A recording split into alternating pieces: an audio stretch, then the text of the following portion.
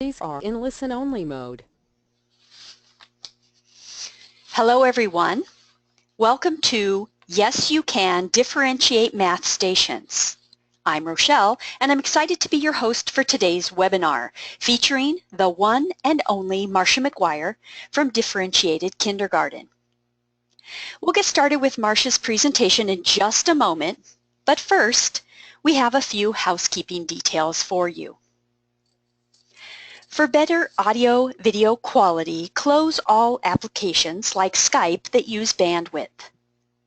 If you are having any audio or video issues, try refreshing or changing your browser.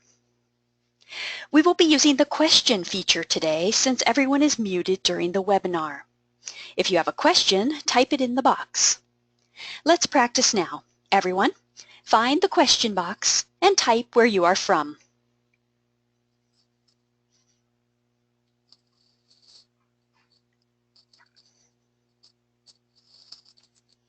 That's fabulous. I see people from everywhere across the country, including Hawaii. Welcome, Hawaii. We're glad to see you here. I'm sure everyone's excited about prizes for this webinar. The winners for today's prizes will be chosen randomly from the live participants. There is no need to register for the prizes, but you must be present until the end when the drawing happens.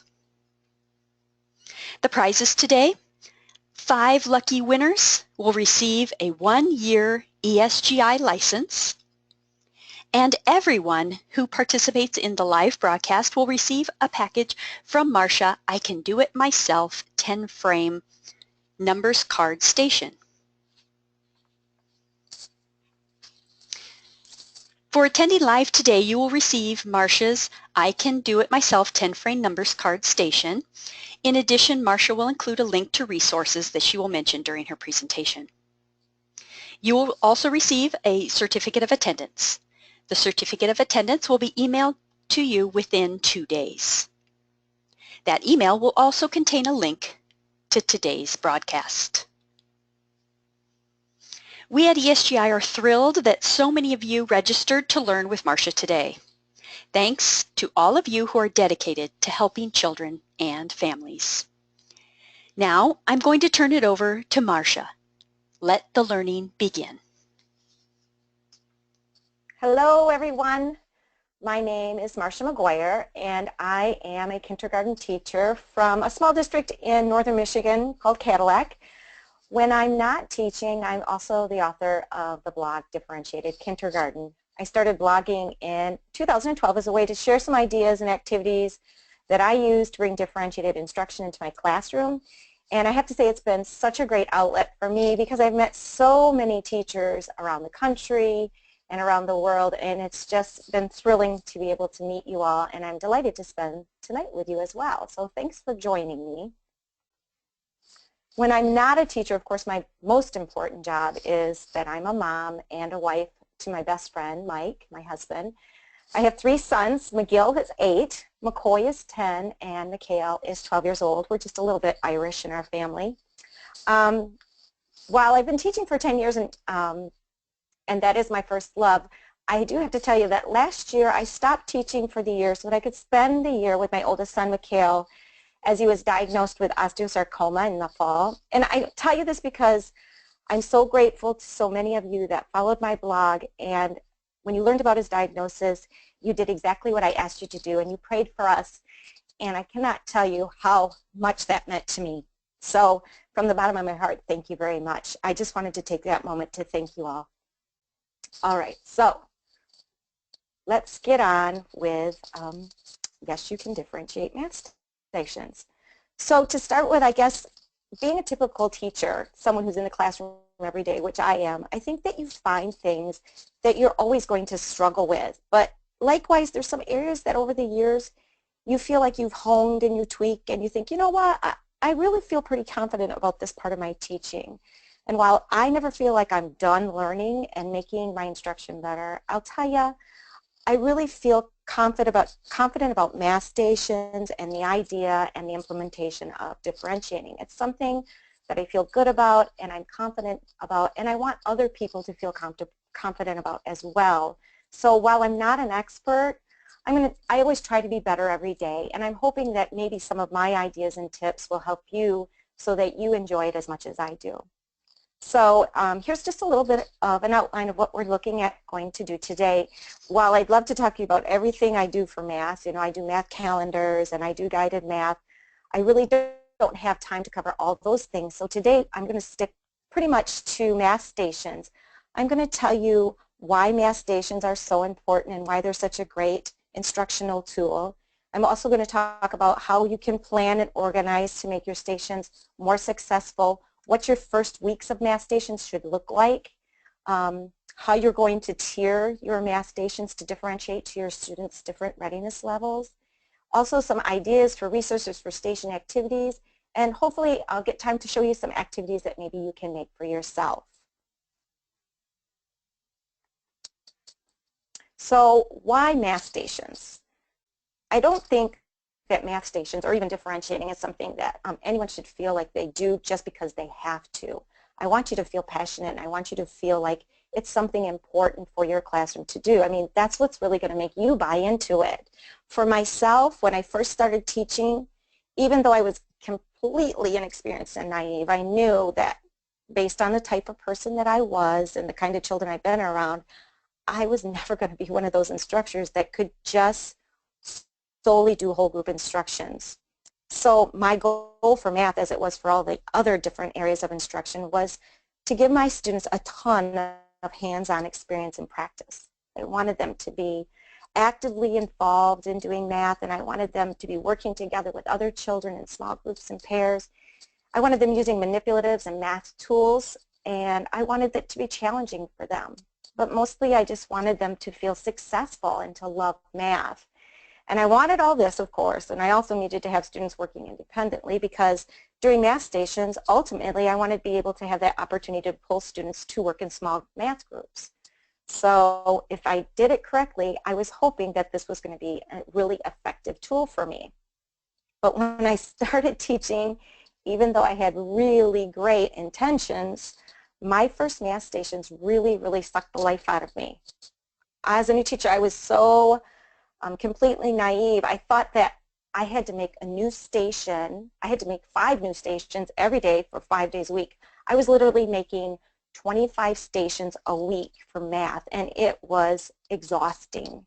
I felt like math was not fun. I don't think it was fun for my students. I felt like my stations were rushed and really unfamiliar and often chaotic, and I spent a lot of time questioning whether my students were really even getting anything out of it.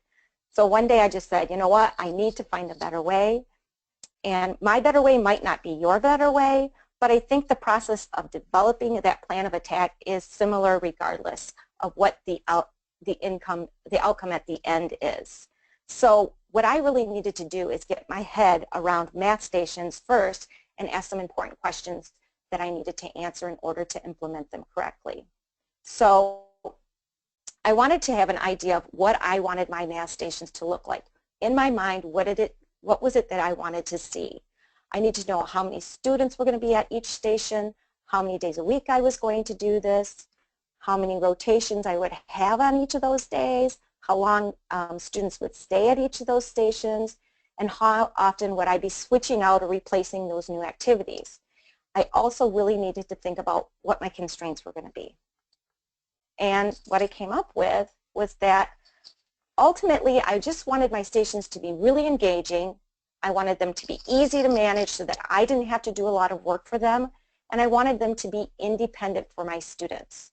I knew that my classroom was not going to be this quiet room where people were working and not engaging with each other. I knew my students would be talking. I did not want more than 4 students at a station at one time. I just think it gets chaotic and too loud when you do that. And if you have 4 students, you can spread them out in your room, and it makes it easier to manage those stations. I knew I wanted at least my students to go to stations at least 3 times a week. That's what I knew I could fit into my schedule. I wanted each station to ultimately last 20 minutes for each time they rotated. And I wanted my students, when they did have math stations, to attend 2 stations at least each day. I wanted them to attend 2 stations each day, sorry. Each student, I wanted each student then to also go to each station twice before I had to change those stations out and make new stations or replace them or add activities. The constraints I had to deal with at that time was a small classroom, which I'm still in, and a very large class size. So hopefully you're still bearing with me. This is what I came up with. Now stick with me for a minute. What I figured out was, if I could prepare 9 stations, my students could attend each of those stations twice before I had to change them out. So if you think about it, that's really like having 18 sessions for each of those stations. Well, if my students visited 2 stations each day for those days that we had math stations, that would mean that I would have like a total of 9 days of stations. If my math stations were scheduled 3 times a week, ideally, that would mean that these stations would have to be changed out after 3 weeks at the earliest. And in my mind, after planning 25 stations a week, 9 stations in 3 weeks sounded a whole lot better. So now I just needed to figure out what that was going to look like in my small room. So even the best plans that you have for any kind of activity is going to fall away if you don't have a good system for organizing. So because my room was really small, I had to try and remember that whatever I did, my activities were going to have to be mobile. Whatever I kept them, those things were going to have to be something that I could take and move someplace else. I don't have dedicated tables or area in my classroom that are exclusive to math stations or activities. So I prefer to have my stations be something that my students can grab themselves and go somewhere to use. That's one of the things that are choices in my math stations, that students can choose where to take their things. I also knew I wanted my system it makes me nervous and they get cluttery, and I'm afraid that things are not going to be organized and they're going to get lost. So these drawers that I found were really a perfect solution for me, and my students can manage them independently and things stay nice and organized and neat. If you have a larger room, you know, there might be something else that you can choose that would be better suited to you. But for me, these drawers have lasted for 6 or 7 years and I still have the same ones. So they've been great. You'll see on my drawers that there are numbers 1 through 9. These are the same numbers that you saw on my blank lesson plan that I showed you when I was talking about how I was going to organize my stations. So those drawers each correspond to each of the different lines on my lesson plan. Now, if you look above those drawers, I have 2 sets of those small Target dollar bin size pocket charts. And in those pocket charts, there are also some numbers beside the names. Those are the numbers 1 through 9. In this example, though, you're going to see that 7, 8, and 9 are not next to any names. They're on a break. So what happens is, at this time, when I had this group of students, I think I had 24 students, or a little less than 24 students. And because I only wanted 4 students at each station, I only needed 6 stations to be in rotation at any time. So 3 stations were actually on a break. I like the system because if I happen to get extra students, like one year I had 28 students, I didn't have to change my system. I just added in another drawer. So instead of having 6 drawers in rotation, I would have 7 drawers in rotation at any time. That way that it didn't matter if I had a small number of students or if I had a large number of students, my numbers of students that attended a station stayed small. This way the noise level stays down and your control and your management is much easier. Things run much smoother for me. As my students complete a rotation, then the numbers that are on the side move down. So like in this example, the students that were at station number 1, they went to station number 1 at the first rotation. After that first 20-minute rotation, those numbers moved down. So anybody that was at station 1 would now have number 9 move over and they would be at station number 9. Students who were at station number 2, number 1 would move down and they would be at number 1 and so on. The numbers just move down and off. I really hope this makes sense and that you don't feel like your head's spinning yet, but I want to assure you that we are going to be having the link to the webinar sent to you. So you'll have that sent to you if you want to listen to this over again. And also, as part of the resources that I'm sending you, I'm going to send you these rotation cards and also the numbers so that you can use them if they're helpful to you. Okay, so hopefully things aren't too confusing for you yet and you're still sticking with me, because now I'm going to talk to you about the differentiating part of it. And I'm going to start talking to you about it because I'm not going to cover everything all at once. I'm just going to talk to you about the first two components. When people think about differentiating, I think many of them often assume that it's just tiering. But responding to your students' readiness is only one way to do differentiating. There's also two other components, and I want to talk to you about those two because they're going to help you decide which stations you're going to use first. The first I want to talk to you about student interests, and then I'm going to talk to you about learning profiles. I think, quite honestly, you're going to discover that you are already differentiating in your classrooms just by the nature of being a kindergarten teacher or a first grade teacher or a pre-K teacher, because that's what we do.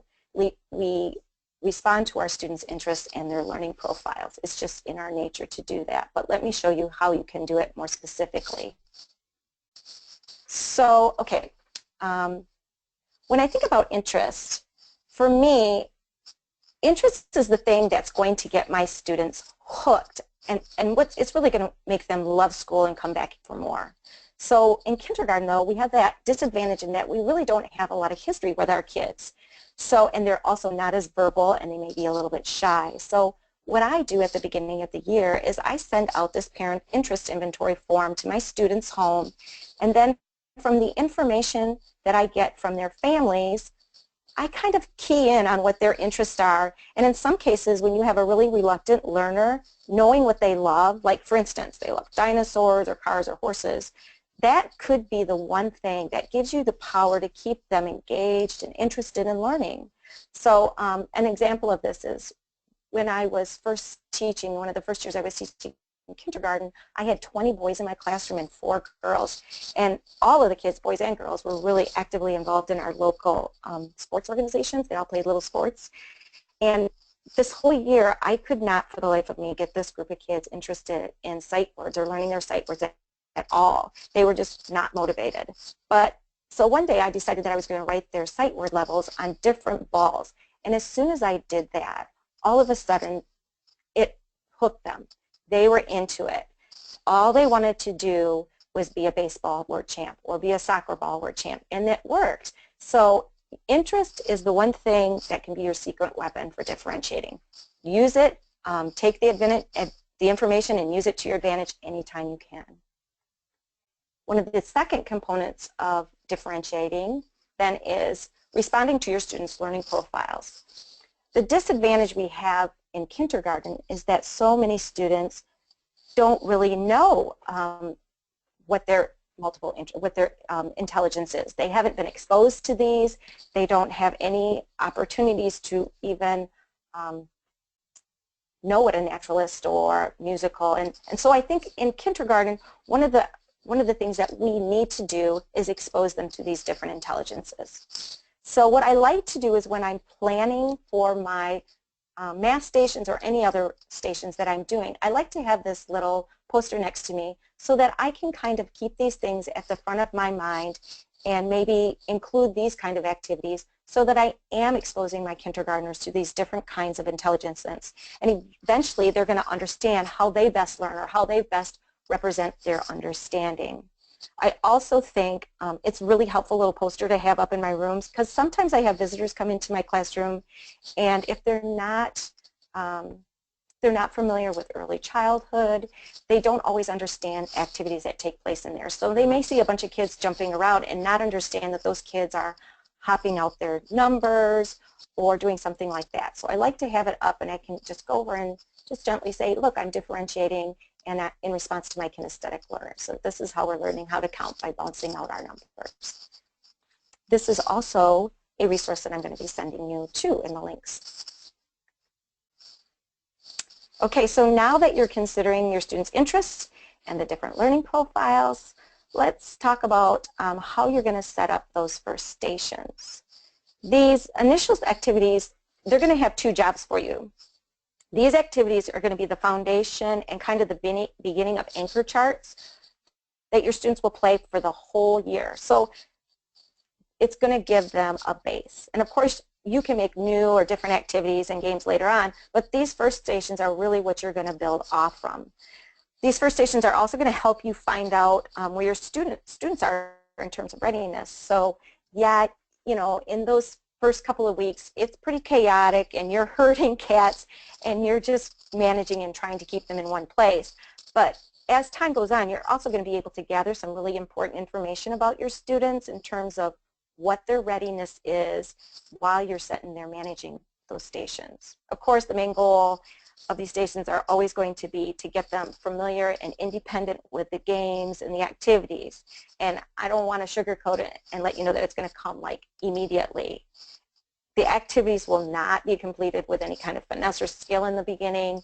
The goal is just to get them where they need to be and have them stay there, and that's okay. Your students just need to build up that stamina and become familiar with routines and your expectations in your classroom management, because it's really just so all new to them, and it's important that you give them that time and those tools to be successful before we start extending or even trying to differentiate their instruction.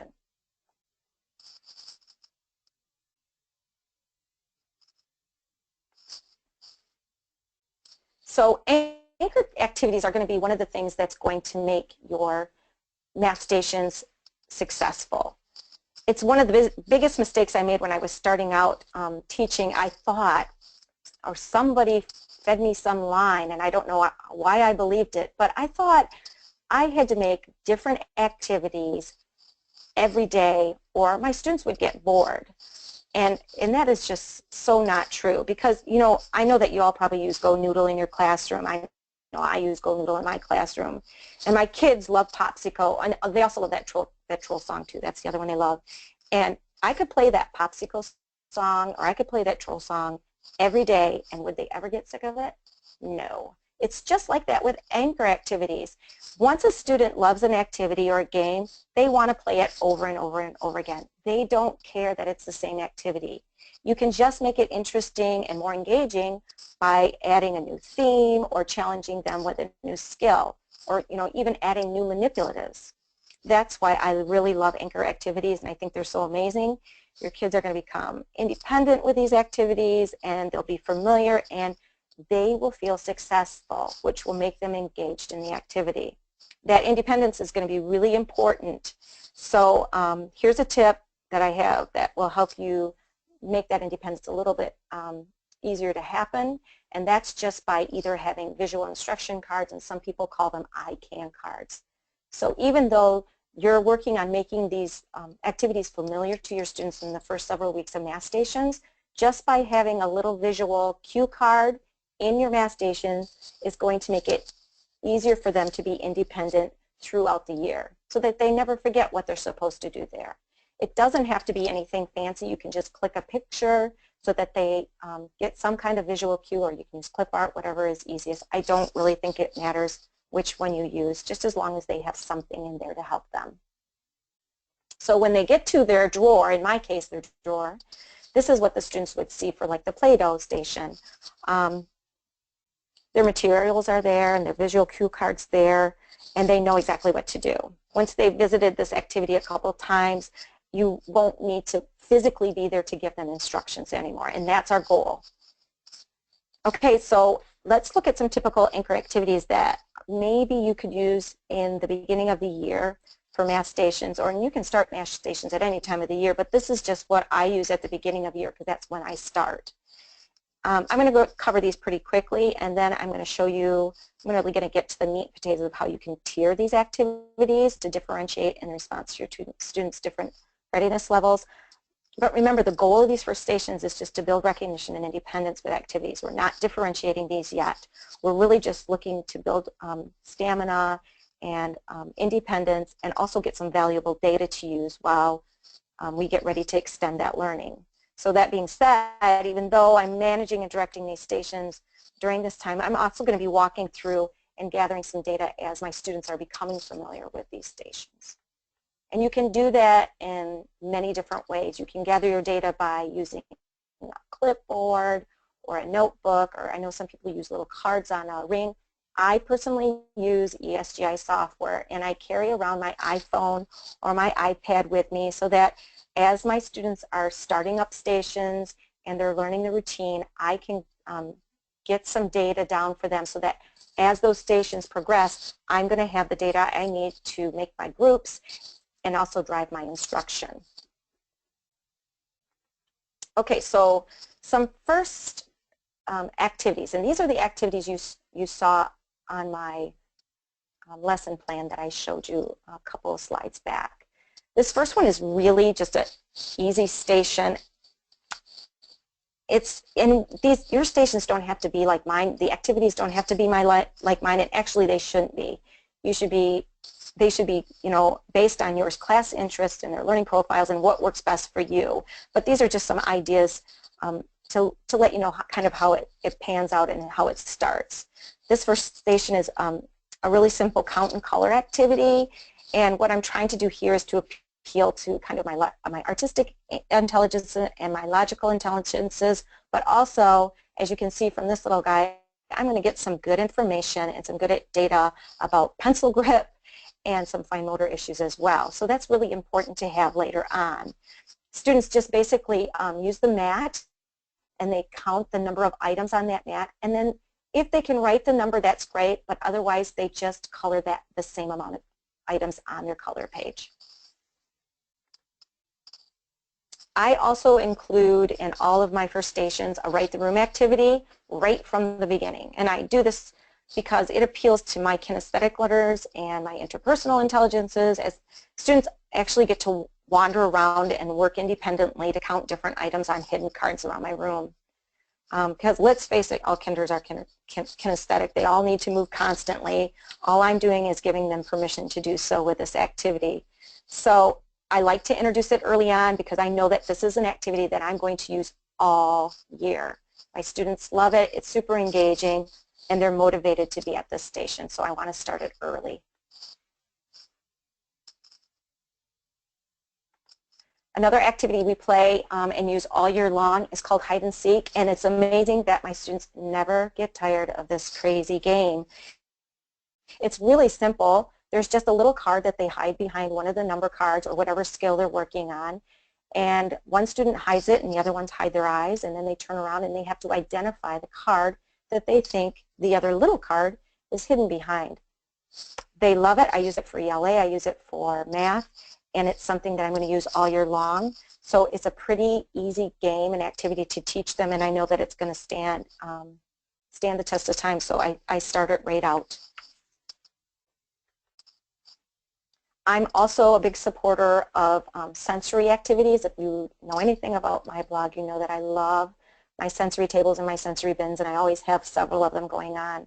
So I want to start a sensory activity right from the get-go when I start.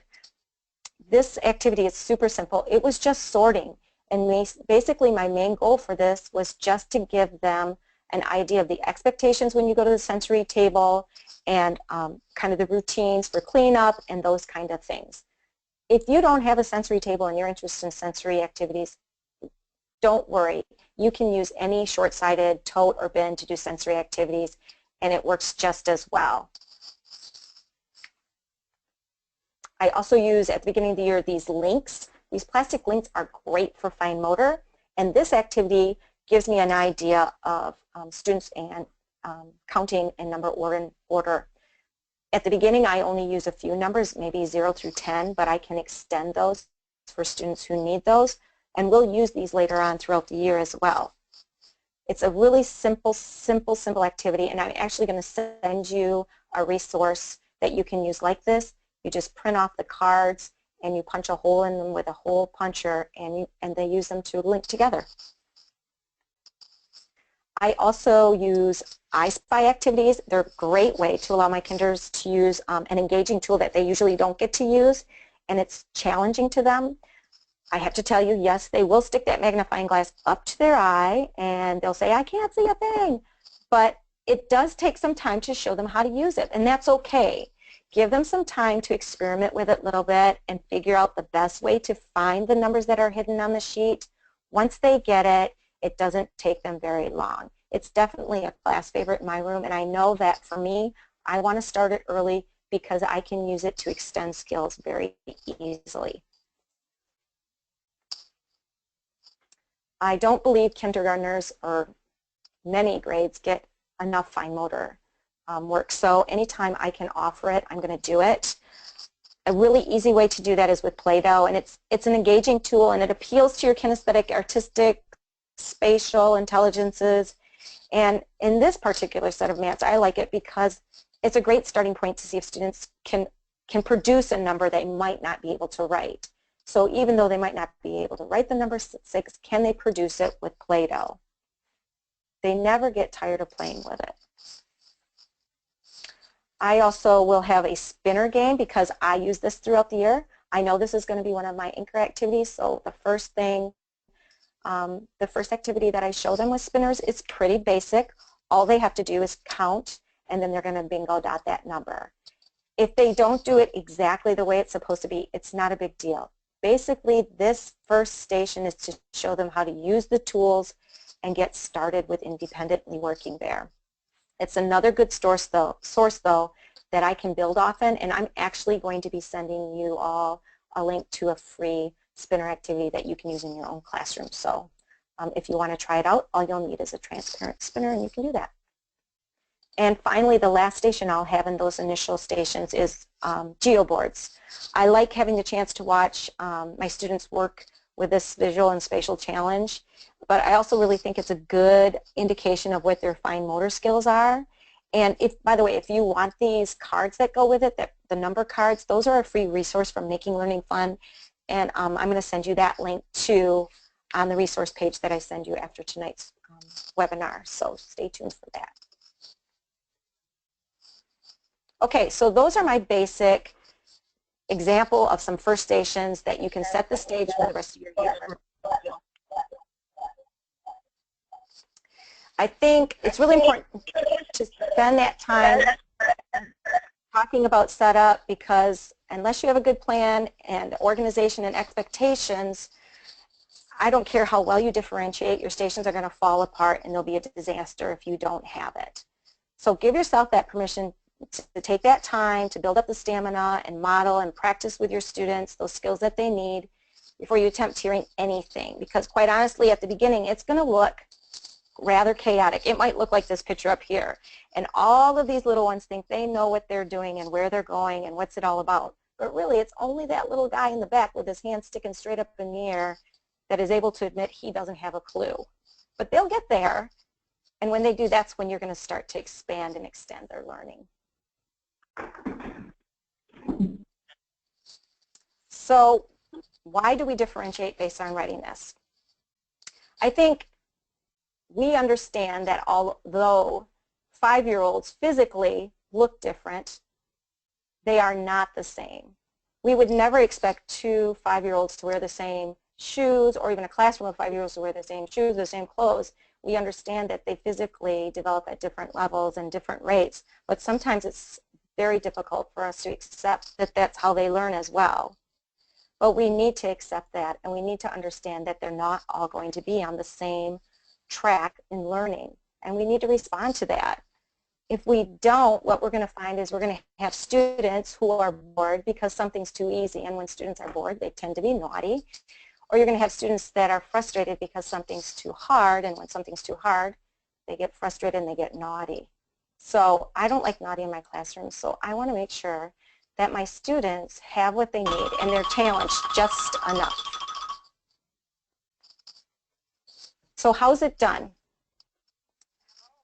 Really what you do is just follow a basic kind of a flow chart. It's nothing that's really difficult, and I don't want you to think that I do this every day for every activity that I do, but I do use this kind of as a guide of how it should be done.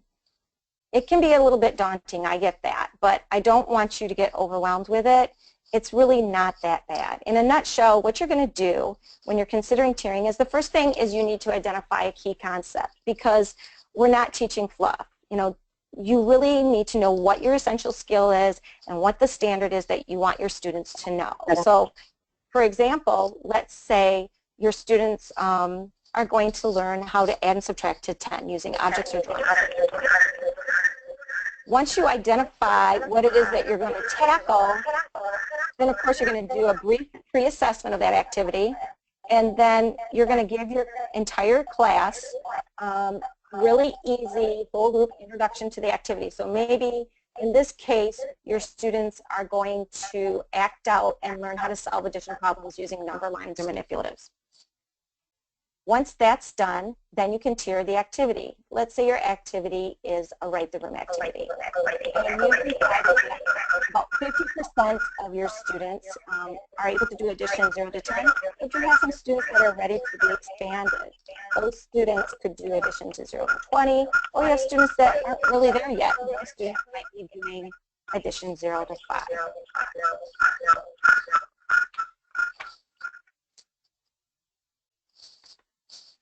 So when it comes to the plans and what your plans are going to look, this is kind of what mine would look. It's pretty easy. You'll see I have a spot that identifies what the standard is. That's my essential skill, and I'm going to address that. But then I also have what the activity name is, and then I show how I'm going to differentiate it. I don't have to differentiate every activity. I don't want you to think you have to. That's very overwhelming. I would start out very slow with only 2 or 3 stations differentiated. But I do like to have that because if my administrator has a question, they know exactly which activity and how it is going to be tiered for each group of students. The key to all of this, of course, is that you have to have really good data on your students. And by pulling my ESGI data, I can tell you exactly which students have mastered which skills at any given time, but I can also make my groups very easily by pulling up that data and organizing it. So based on the information that I collected in my initial stations and the data that I've organized, I assign my groups. And I know this is a big question for everybody because they're like, how do you decide? Is it based on just ability? You'll notice I have 3 different colored name cards, just like the 3 different colored tiers on my flow chart. And for me, blue is going to be the lowest group. Green is the middle, and orange is going to be my high.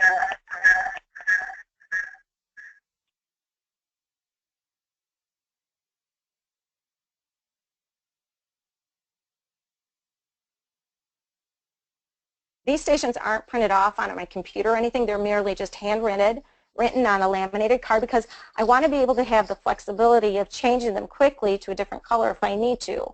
Also, I only seldom do I have one group that's one color completely. That would be everybody being at the same level.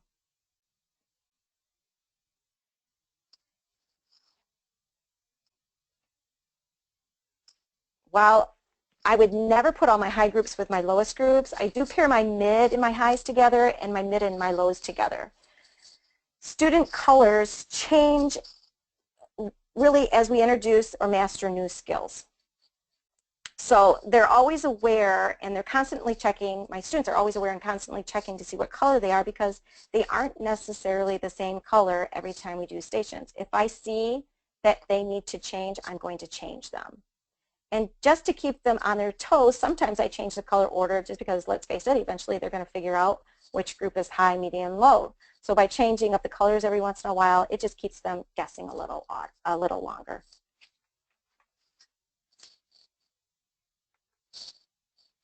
And of course, because you're always collecting data, you're always going to be adjusting your instruction in your groups.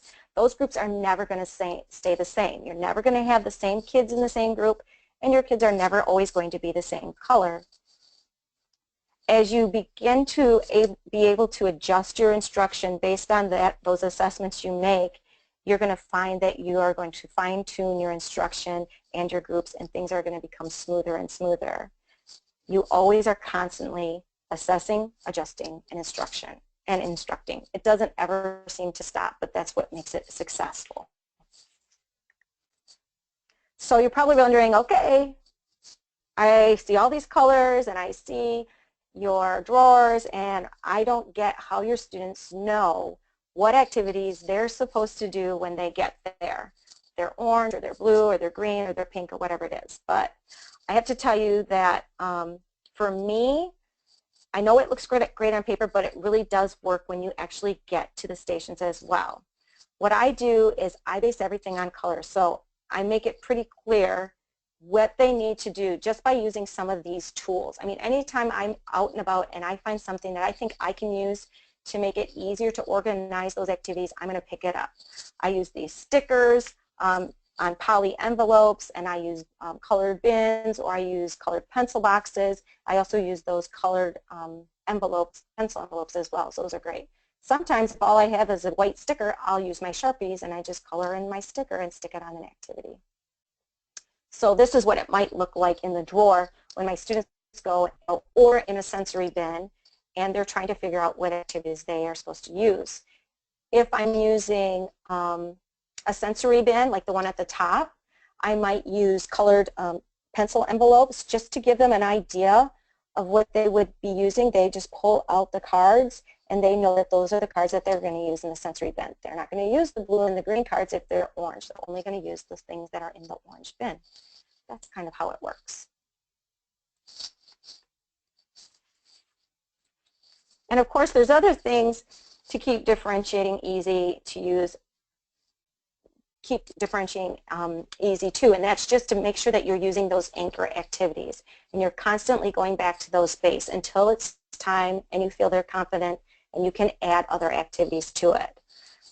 Those same activities you're going to see all through the year, and now is the time that I'm going to show you kind of how they change for me or how I can extend them as the year goes by. I'm still going to have some students that maybe are still doing the basic, but I can always extend for those students who are ready to move on. So, for instance, remember Play-Dohs basically at the beginning of the year, they're just showing me a number and then they're showing it to me on a 10 frame as well. But as the year goes on, I can change that. I can extend it to 20, or I can give them manipulatives to make it different, change the theme, or I can even add it so that they are now, instead of just showing me a number, they're actually showing me the number, showing me that number on the 10 frame, and then also telling me how many more they need to make 10. I also do it with addition, and I also do it with subtraction mats as well. For those linking cards that we used at the beginning, those are the other thing that you can start out with just 0 to 10, but if your students are ready to move on, you can definitely give them more numbers. I have students that like to use them all the way up to 100 just to see how long the links will go. It's a great motivator, and sometimes they have to come back to it. If they've been at the station and they only finished half of it, the next set of students will finish it. I also use those links when we are counting by 5s or 2s or 10s. For the hide and seek activity that we were working on in the beginning, it's just numbers 0 to 10. But the reason I really love this activity is that you can really extend it. So even though I may have students who are still working on number recognition, I can use that same activity, and I may have students working on 10 frame recognition. Or maybe they're doing place value or 10s and 1s. Same idea kind of goes with the counting mats. In the beginning, it's basically count and color. But as it goes on, I can have them actually indicate, count the numbers, write the numbers in a box, and indicate which one is greater or less than as well. We're extending the skill for those students who are ready. I Spy mats are super versatile for that as well. In the beginning, I have students just identifying numbers either to 10 or to 20, and then they might just write that number in a box and count on for me. If they need a number line, maybe I have that available for them. And then there's also going to be other students who are maybe showing me that number, but in a 10 frame or in 20. I also have them where they are looking for addition problems, and then they're solving that addition problem. It's still an I Spy activity. It's still highly desirable for them to complete, but it's at their readiness level and at the skill they need to master. Same with sensory activities. In the beginning, I mentioned that we were just sorting colors. It was a really basic activity, but I can really extend those activities. I can have students who maybe are just doing number recognition. Other students are doing recognition within a certain parameter, then counting on or doing numbers one less or one more. Sometimes they're working with 10 frames, matching 10 frames to numbers. Spinners, I absolutely love spinners. Spinners are so easy to differentiate and you can use it with so many skills. I just have to change out the spinner card and you have a completely different level or difficulty or skill. Like this is, you just see 3 different leveled spinner cards right here. There's a green, orange, and blue. I even made it so easy that my students know exactly which spinner they need to use because I just copied it off on Astrobright's cardstock.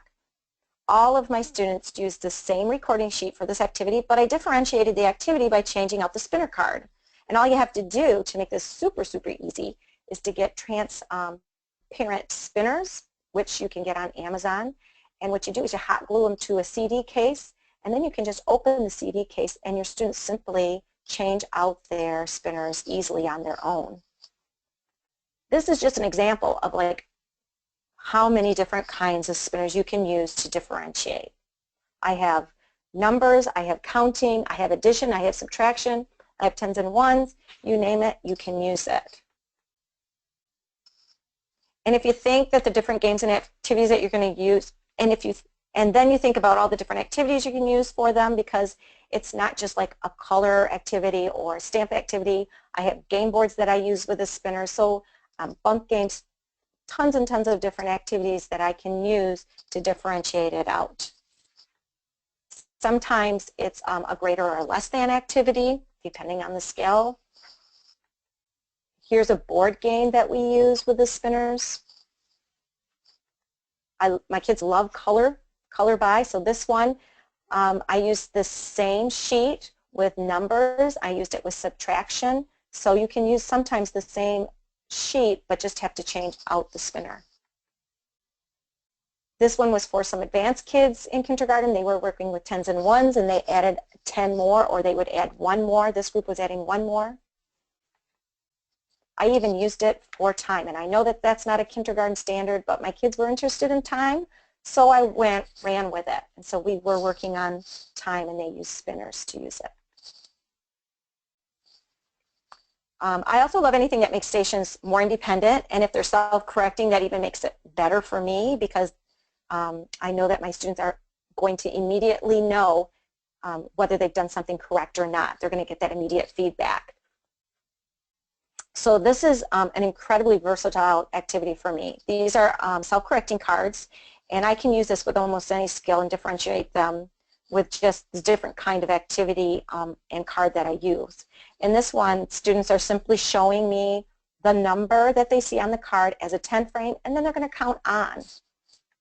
It kind of looks like this. So here the number is 12, and the student, they counted on first, 12, 13, 14, and then they made it as a 10 frame. Once they have their mat completed, they just open it up and they immediately have that feedback of whether they did the activity correctly or not. I use it for patterning, ordinal numbers. This is a really popular one this time of year with Gingerbread Man.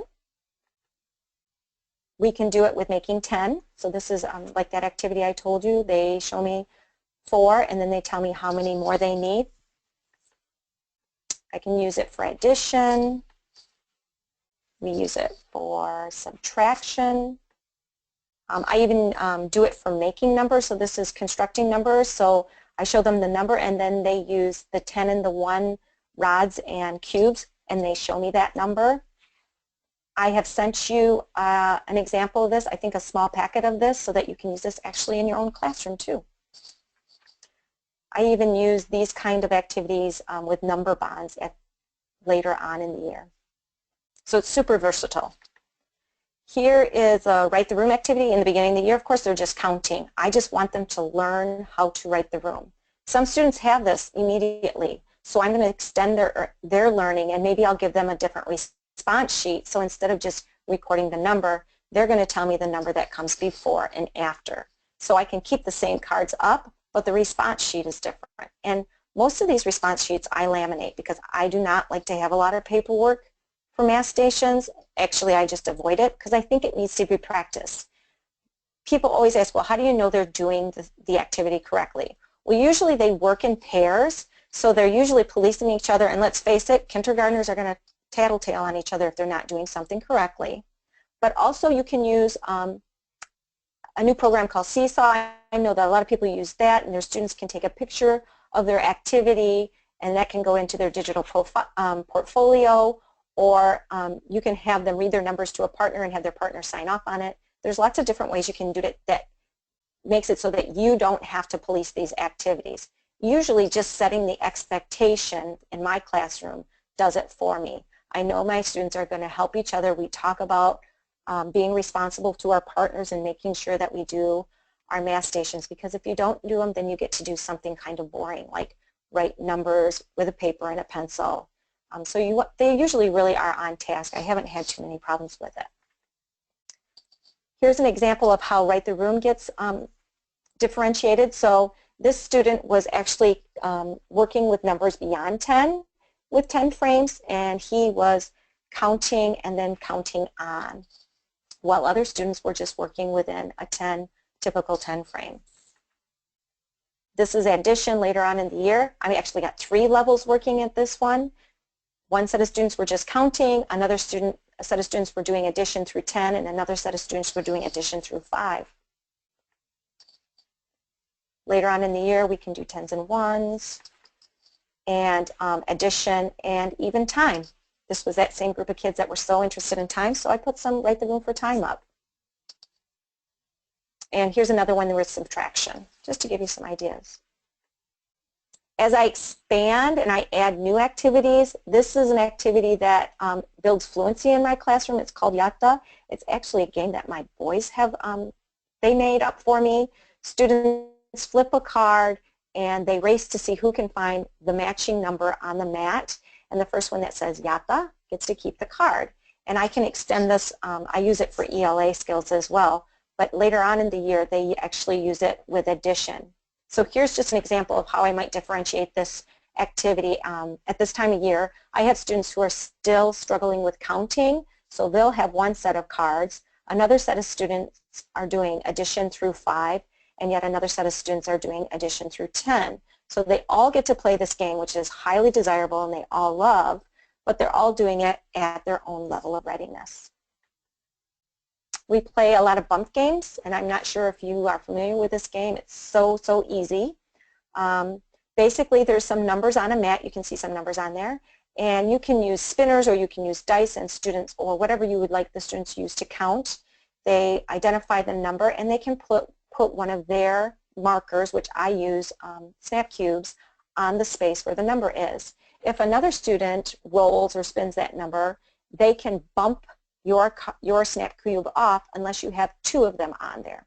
So it's a really simple game called Bump, and my students loved it.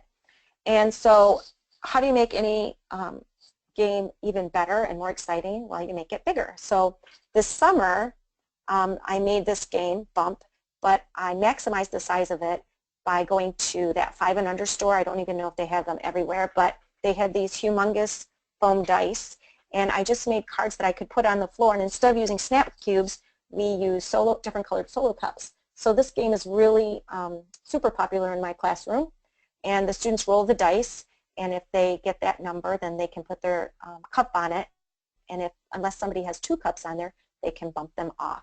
This is also another activity that I'm sending you in the resource page that you'll get later on after this webinar as well.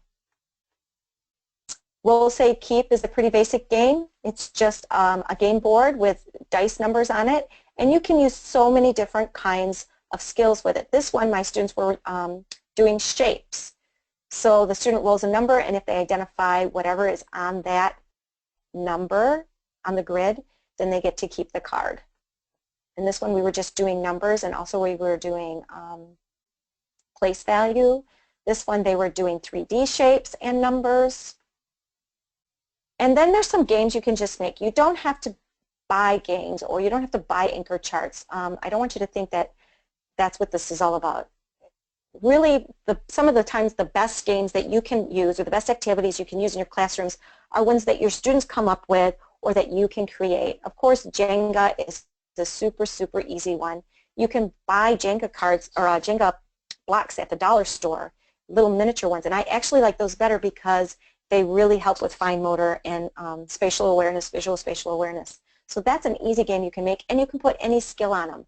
This was one of my higher level kids, and they were playing Jenga with mixed addition and subtraction. But I have other ones that it's just numbers. You can also make fishing games. I know a lot of people do fishing for sight words, and I have those resources as well. But this was one of my students, and we also used it for numbers as well. So you just make numbers on your fish instead of sight words, and you have a shark in there, and they go fishing for different numbers. And if they know the number, they get to keep the fish. If they get the shark, all their fish go back into their fishing box. You can also do things that will increase fine motor. This is one of the favorite activities in my class, and I use this a lot at the beginning of the year, but my kids never get tired of it, so I kind of extended it, and I have written numbers for those students who are a little bit more advanced, or I have tally marks for them to use, but then there's also students who are just counting the numbers. And it's super simple. You have to buy some different locks, but they love being able to unlock the correct lock with the correct key. You can make simple bump games by using different things that you find in the store. I found this egg plate at Easter time, and I just made bump out of this. Instead of using snap cubes, when they rolled a number or if they spinned a number, they got to put a half an egg on it. The way they made their spot safe was by putting the other half of the egg on it when they spin that number again. Seasonal games are also another thing that you can add to your math stations just by using whatever you have around. This is a really fun game for my students, and I love it because it's also fine motor. But I just had these spiders around at Halloween time, and I wrote numbers on them. And so the students had to close their eyes and pull a spider out with the tongs, and if they knew the number, then they got to keep it. If they didn't, they had to put it back in. But also, if they pulled out one spider, which had kind of like a googly face on it, that was the poison spider, and all of their spiders had to be put back into the cauldron. And putting anything in a cauldron always makes it better. This is just a spinner activity. Instead of using a transparent spinner, I found these pinwheels, and we did subtraction numbers on those, and they just recorded them for Easter. Building games are also really fun. You can do addition problems or numbers on the bottoms of cups. I actually these are Solo cups, but I think Dixie cups are better because they're cheaper. And I keep them in Pringles, those Pringles containers, because they're nice containers, and then you can label them for the different skilled activities, or you can color code them based on your different groups. And I also like to use physical number lines, like big number lines. This is actually a part of 100 chart that's actually floor size, but I take it out into my hall, and my students can use it out there. My administrator is incredibly understanding that I have a small classroom, so she allows me to take this number line out into the hall, and my students will play a game where they roll out different addition and subtraction problems, and then they physically hop it out on the number line. It is so good for kinesthetic learners, and it's super easy. And this is a resource that I can send you as well.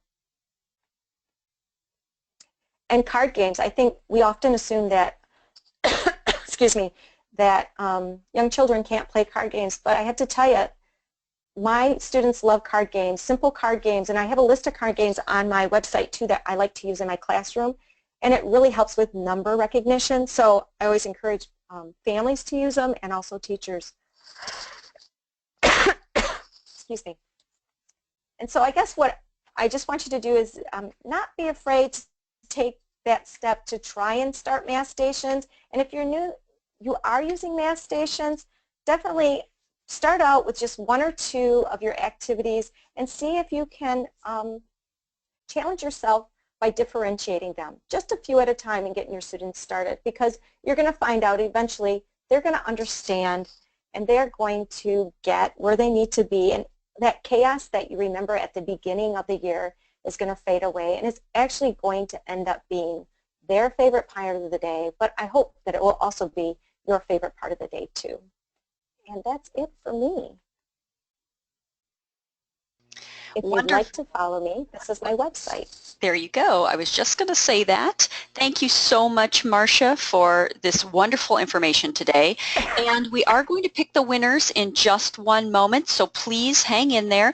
But if you'd like to give Marsha a shout out or something in the questions, maybe one piece of information that you're going to take away today, Marsha will get the entire list of questions. So go ahead and send her a message there in the question box if you would like to. And just so you know, Marsha, you're seeing a lot of thank yous in there, and awesome and wonderful. People are very excited about the information that you presented today. So here are the winners. Thank you for being with us all day, all evening. The winners are, for the free year of ESGI, Sherry Lumpkin, Janet Rhodes, Linda Summers, Janice Chase, and Alyssa Heisinger. Those are the winners. You will receive an email from us with information on redeeming your free year. Thanks again, Marsha, for presenting this great information today. Don't forget to follow Marsha at Differentiated Kindergarten, where she will be answering all those questions that you had tonight. Don't forget to check your email in the next 2 days to find a certificate of participation, a link to this recording, and Marsha's I Can Do It Myself 10-frame number card station. Thank you so much, and have a wonderful evening.